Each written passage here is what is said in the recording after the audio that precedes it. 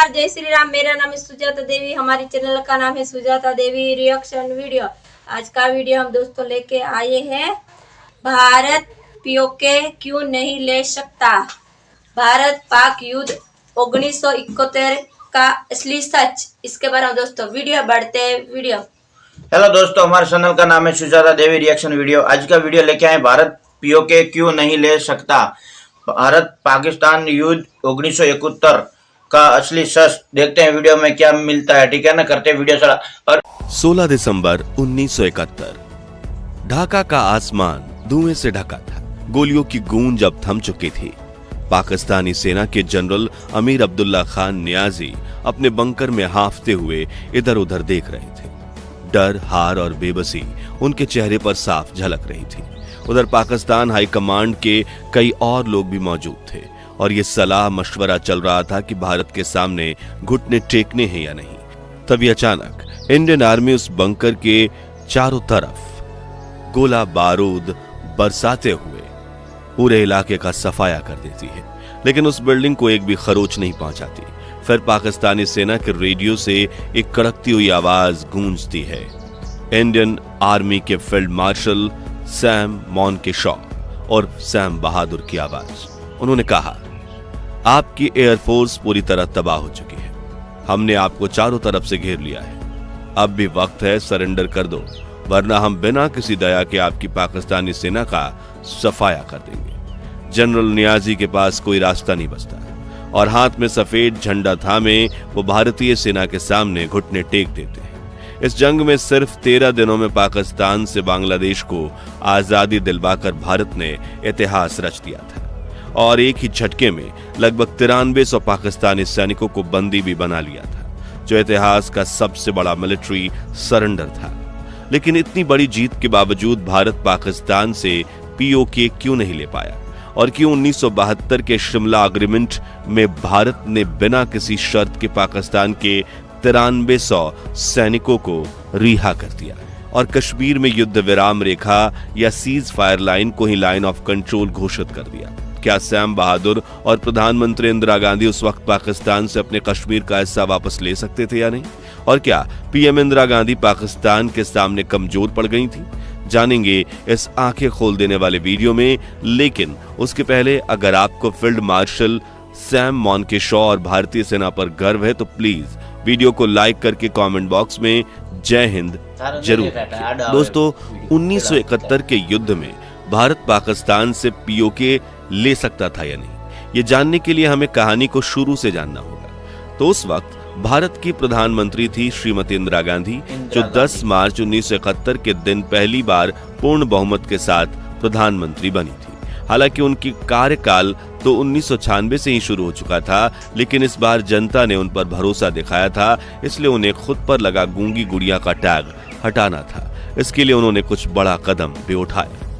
उसी साल ईस्ट पाकिस्तान के अंदर चल रहा सिविल वॉर अपनी सारी हदें पार कर चुका था। पाकिस्तान की भेदभाव की पॉलिसी से परेशान होकर पूर्वी पाकिस्तान के लोग अपने लिए अलग देश बनाने की मांग पर अड़े रहे, जो देख इंदिरा गांधी के इलेक्शन जीतने के मैच 15 दिन बाद यानी 25 मार्च के दिन पाकिस्तानी सेना ने ईस्ट पाकिस्तान में ऑपरेशन सर्च लाइट लॉन्च कर दिया और पाकिस्तान की सेना ने अपने ही लोगों पर अत्याचार करना शुरू किया। लाखों लोग उनकी लाठियों के वार का शिकार हो रहे थे। उनकी गोलियों से हर दिन हजारों लोग मारे जा रहे थे। लाखों महिलाओं के साथ पाकिस्तानी मिलिट्री और पैरामिलिट्री ने काफी बदसलूकी की। हालात इतने खराब हो गए थे कि 1 करोड़ पाकिस्तानी रिफ्यूजी ईस्ट पाकिस्तान से भारत आ गए। अब इंदिरा गांधी ने गरीबी हटाओ के नारे के साथ ही चुनाव जीता था और इंडिया इकोनॉमिकली क्राइसिस में था। ऐसे में 1 करोड़ रिफ्यूजीज को संभालना काफी मुश्किल हो रहा था। तभी पीएम इंदिरा गांधी ने जनरल सैम मॉनकेशॉ को मिलने बुलाया और कहा कि मुझे पाकिस्तान से बांग्लादेश की आजादी दिलवानी है। जो सुन सैम बोले, ये काम अभी नहीं हो सकता, जिसके पीछे 4 कारण हैं। पहला, हमारे पास ईस्ट पाकिस्तान के नए नक्शे नहीं हैं। ऐसे में हम बिना जानकारी के घुसेंगे तो सामने अड्डा जमाए बैठे दुश्मन को ही फायदा होगा। दूसरा, जून जुलाई में बारिश होगी और बरसात के समय हम नुकसान में रहेंगे, क्योंकि हमारी सेना और टैंक की मूवमेंट नहीं हो पाएगी। तीसरा, इस वक्त गर्मियों का मौसम है, इसलिए बर्फ पिघली हुई है। ऐसे में पाकिस्तान का बाप चीन इस जंग में घुसना चाहेगा। वो तो नॉर्थ में हमारे स्टेट्स पर हमला कर सकता है। चौथा, हमें सेना, हथियार और अटैक प्लान तैयार करने की जरूरत है क्योंकि बहुत समय से कोई युद्ध नहीं हुआ है, इसलिए आप मुझे 15 नवंबर तक का समय दो। पीएम इंदिरा गांधी को भी ये पॉइंट्स बिल्कुल सही लगे और उन्होंने ग्लोबल लेवल पर वॉर की तैयारी शुरू कर दी। सबसे पहले वो सीधा सोवियत यूनियन यानी यूएसएसआर के पास गए और उनके साथ 25 साल का एक एग्रीमेंट साइन करवा लिया, जिसमें यह साफ साफ लिखा था कि अगर भारत का किसी देश के साथ युद्ध होगा तो यूएसएसआर को बिना किसी सवाल के साथ देना पड़ेगा।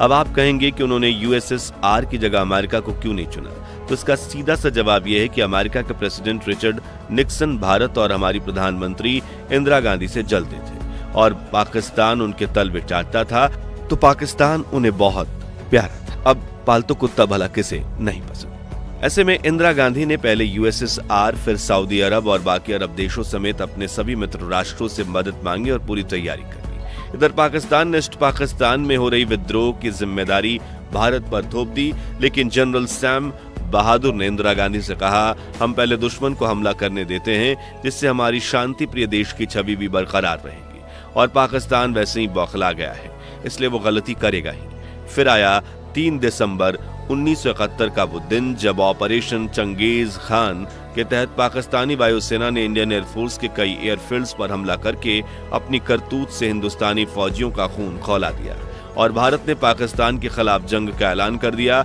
यहीं से शुरू हुई 1971 की इंडो पाक वॉर। 4 दिसंबर के दिन भारत ने जैसे ही जवाबी हमला शुरू किया, अमेरिका के राष्ट्रपति रिचर्ड निक्सन और उनके विदेश मंत्री हेनरी किसिंजर बुरी तरह से बौखला गए। उन्हें डर था कि अगर पाकिस्तान का ईस्ट विंग यानी पूर्वी पाकिस्तान भारत से अलग हो गया तो दक्षिण एशिया में अमेरिका का सबसे वफादार मोहरा खत्म हो जाएगा। और फिर हुआ कुछ ऐसा जिसकी उम्मीद किसी ने नहीं की थी। अमेरिका ने अपने सबसे घातक और आधुनिक 7th फ्लीट को साउथ चाइना सी से बंगाल की खाड़ी की तरफ रवाना कर दिया और उस फ्लीट में शामिल था यूएसएस एंटरप्राइज, जो उस वक्त दुनिया का सबसे बड़ा nuclear powered aircraft carrier था। इसका मतलब बिल्कुल साफ था कि अगर पाकिस्तान पर भारत हमला करता है तो अमेरिका न्यूक्लियर पावर के साथ दखल देगा। लेकिन अमेरिका भूल गया कि इंदिरा गांधी कोई आम नेता नहीं थी और जैसे ही अमेरिका बेड़ा हिंद महासागर की तरफ बढ़ा, तभी पीएम इंदिरा गांधी ने यूएसएसआर यानी सोवियत यूनियन को एक सीक्रेट मैसेज दिया, जिसके बाद जो हुआ उससे अमेरिका पूरी तरह से हिल गया। तारीख थी 12 दिसंबर 1971 और सोवियत यूनियन ने अपने न्यूक्लियर सबमरीन और वॉरशिप्स को एक पूरा बेड़ा बे ऑफ बंगाल की तरफ रवाना कर दिया। एक तरफ यूएसएस एंटरप्राइजेज बंगाल की खाड़ी में दाखिल हो रहा था तो दूसरी तरफ सोवियत की परमाणु पनडुब्बियां समुद्र की गहराइयों से उसका रास्ता रोकने पहुंच चुकी थी। यानी अब महासागर में इतिहास का सबसे साइलेंट लेकिन सबसे टेंशन भरा न्यूक्लियर स्टैंड ऑफ खड़ा हो चुका था। रूस की पनडुब्बियां अमेरिका के जहाजों को सीधा संदेश दे रही थी, अगर आपने भारत पर हमला किया तो यह हमला सीधा सोवियत संघ पर माना जाएगा और हम जवाब देंगे परमाणु जवाब। अब अमेरिका के पास 2 ही रास्ते थे, या तो भारत से टकराकर एक न्यूक्लियर वर्ल्ड वॉर छेड़ दे या फिर यूएसएस एंटरप्राइज को चुपचाप वापस बुला ले, और अमेरिका ने दूसरा रास्ता चुना। यूएसएस एंटरप्राइज बिना एक भी गोली चलाए बंगाल की खाड़ी से वापस लौट गया और इंदिरा गांधी ने एक महायुद्ध बिना लड़े ही जीत लिया। दूसरी तरफ जनरल सैम मॉनकेशॉ की लीडरशिप में इंडियन आर्मी ने महज 12 दिनों में ईस्ट पाकिस्तान में पाकिस्तान को घुटनों पर ला दिया और उनकी कुल सेना का 1/3 हिस्सा यानी कि 93,000 सैनिक बंदी बना लिए गए, जिसके बाद 16 दिसंबर के दिन पाकिस्तानी सेना के जनरल अमीर अब्दुल्ला खान नियाजी ने मिलिट्री सरेंडर कर दिया और बांग्लादेश आजाद हो गया। लेकिन इतनी बड़ी जीत के बावजूद भारत ने पाकिस्तान ऑक्युपाइड कश्मीर यानी पीओके क्यों नहीं लिया और क्यों 93,000 सैनिकों को बिना किसी शर्त के वापस कर दिया गया? चलिए अब इसे डिटेल से समझते हैं। तो 1971 की इंडो पाकिस्तान वॉर में भारत ने पाकिस्तान के 93,000 प्रिजनर्स ऑफ वॉर के साथ 90,000 स्क्वायर किलोमीटर एरिया को भी कब्जे में ले लिया था, जबकि पाकिस्तान के पास कुछ भी नहीं था। लेकिन फिर भी रिश्ते सुधारने की कवायद में एक मुलाकात की जगह एक तारीख तय हुई। इस ऐतिहासिक घड़ी का साक्षी बना बार्नेस कोर्ट, जो आज हिमाचल प्रदेश का राजभवन है। शहर था शिमला और तारीख 28 जून से 2 जुलाई 1972। भारत की प्रधानमंत्री इंदिरा गांधी ने अपने सलाहकारों के साथ शिमला कूच किया, जबकि पाकिस्तानी राष्ट्रपति जुल्फिकार अली भुट्टो अपने 84 सलाहकार और बेटी को भी लेकर भारत में दाखिल हुए। करीब 5 दिनों तक चली इस मीटिंग के बाद 2 जुलाई रात 12:40 पर टाइपराइटर पर 6 पैराग्राफ लिखे गए, जिसमें एक तरफ इंदिरा गांधी ने दस्तखत किए, दूसरी तरफ जुल्फिकार अली भुट्टो ने, और शिमला अग्रीमेंट हो गया, जिसमें इंडिया ने पाकिस्तान के 93,000 सोल्जर्स को भी रिहा कर दिया, लाइन ऑफ कंट्रोल को अप्रूव करके पीओके पाकिस्तान को दे दिया और जमीन भी वापस कर दी। बदले में पाकिस्तान ने भारत को कुछ नहीं दिया, लेकिन ऐसा क्यों? तो देखिए, 1971 की जंग में यूएसएसआर ने इंडिया को सपोर्ट किया, इसलिए अमेरिका और चीन चुप रहे थे। भारत ने पाकिस्तान को घुटनों पर ला दिया, लेकिन जंग के बाद यूएसएसआर ने भारत से कहा, अब जल्दी ही सिचुएशन को डिस्कलेट करो, यानी मामला खत्म करो, क्योंकि अब हम आपका ज्यादा सपोर्ट नहीं कर पाएंगे, जिसके पीछे उन्होंने कुछ कारण बताए। उन्होंने कहा कि 1971 में रिफ्यूजी क्राइसिस था, जो अब नहीं है, यानी जो 1 करोड़ लोग भारत में आए थे वो अब भारत से वापस बांग्लादेश जा रहे हैं, यानी दुनिया जिन रिफ्यूजीज के ह्यूमन राइट्स के लिए आपके साथ खड़ी थी, अब वो नहीं थे, तो अब दूसरे देश आपका साथ कैसे देंगे? इसके अलावा भारत में इकोनॉमिक क्राइसिस तो चल ही रहा है, ऐसे में आप 93,000 प्रिजनर्स और ऑफ वॉर यानी पाकिस्तानी सैनिकों को कब तक बिठाकर खिलाओगे? वहीं एक और युद्ध लड़ने के लिए भी आपके पास फंड्स नहीं है। साथ ही पश्चिम बंगाल में एक पॉपुलर डिमांड भी थी, भारत आकर हमें आज़ादी दिलवाए, लेकिन पीओके में ऐसी कोई डिमांड नहीं है, बल्कि वहां के लोग का ऐसा ब्रेन वॉश किया गया है कि वो पाकिस्तानी सेना और आतंकवादियों के समर्थन में है। वहीं अमेरिका और चीन भी पाकिस्तान के समर्थन में है, ऐसे में आपको जल्द ही इसका समाधान निकालना चाहिए। यहाँ एक और बात बताई जाती है कि पाकिस्तान के राष्ट्रपति जुल्फिकार अली भुट्टो ने शिमला समझौते की मीटिंग के दौरान कहा, हमने अपने 93,000 सैनिक नहीं चाहिए, आप उन्हें रखो या मार दो, हमें फर्क नहीं पड़ता। ऐसे में प्रधानमंत्री इंदिरा गांधी ने उन सैनिकों को वापस भेजकर और समझौता करके जो कूटनीतिक फैसला लिया था, उसकी आलोचना अब भी की जाती है। लेकिन अब जब हम इन बातों को डिटेल में समझते हैं तो पता चलता है कि कहीं ना कहीं उनका फैसला बिल्कुल सही था, और उस वक्त पीओके को नहीं लिया जा सकता था, क्योंकि जिद और जंग के सामने उन्होंने देश की सुरक्षा, अर्थव्यवस्था और ग्लोबल लेवल पर इंडिया की पावरफुल छवि बनाए रखने का फैसला किया। तो दोस्तों, क्या भारत को पाकिस्तान ऑक्युपाइड कश्मीर वापस लेना चाहिए, या फिर अब वहां फैला आतंकवाद, जनता के दिल में घुली नफरत और पाकिस्तानी सेना के हमलों की नाकामयाब कोशिशें इंडिया की नेशनल सिक्योरिटी के लिए थ्रेट यानी खतरा बनेंगी? अपनी राय कमेंट्स में बताइए। उम्मीद है आपको ये वीडियो पसंद आया होगा, और हाँ तो इसे लाइक और शेयर करके 4100 लाइक्स जरूर करवा दीजिए, और भारत के इतिहास की ऐसी दिलचस्प कहानियों के लिए चैनल को सब्सक्राइब करके पास वाली घंटी जरूर बजा दीजिए। जय हिंद, जय भारत। हेलो दोस्तों, पाकिस्तान से पीओके क्यों नहीं ले पाए इंदिरा गांधी? देखो, इसके पीछे कोई कूटनीति होगी या कुछ भारत में समस्या रही होगी, इसलिए इंदिरा गांधी ने नहीं ले पाई होगी। क्योंकि किसी को दोष देना बहुत आसान है, मगर करना बहुत मुश्किल है भाई। क्योंकि एक तरफ राक्षस की सेना थी, एक तरफ देव की सेना थी, ठीक है ना।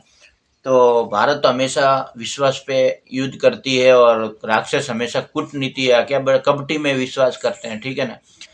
तो ये वीडियो हमको भी देख के अच्छा लगा कि इंदिरा गांधी उस टाइम थी, वो अपने कार्य में अच्छी हो रही होगी। भारत के लिए तो सब लोग अच्छे ही रहते हैं ना, मगर जो राक्षस अंदर भारत में रहते हैं उसके लिए तो भारत तो तोड़ना ही चाहते हैं।